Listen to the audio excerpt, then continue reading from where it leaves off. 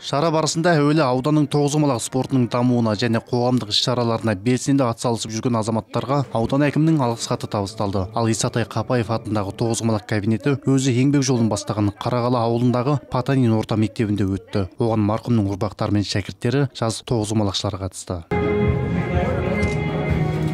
Бәріміз осы мектептен шығып, бала кезінен мектеп бітіргенше әкеміз бізді дайындаған, жалпы бізді емес, басқа балалар, көп буын балалар осы мектептен шахмат, дойбы, тоғызқұмалаққа үйреніп шыққан. Қазір өзі өмірде де балаларға бәрі жақсы болса отыр, жақсы мамандар, еліміздің мақтаныш азаматтар болып отыр.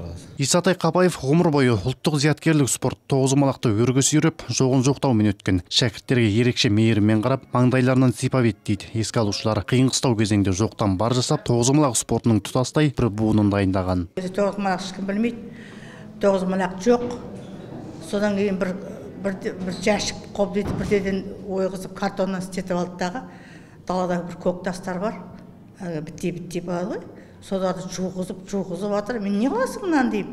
Ойбай, тоғызқұмалаққа керек болады деп. Ол кезде тоғызқұмалақ деген жоқ. Сен осы мынау неменеге керек деп сөйтіп ол кезде білмеймін мен енді, түсінбеймін ғой. Солай енді бастаған.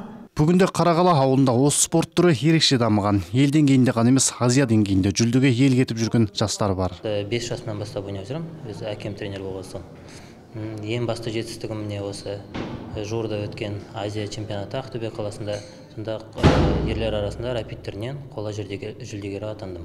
Бұл кабинет ауылдың тоғызқұмалақ спортын дамыту жолындағы атқарылған істің бірі. Тек қана тоғызқұмалақ емес, дойбы, шахмат сияқты зияткерлік спорттың да жарқын жұлдыздары шығады деген сенім мол.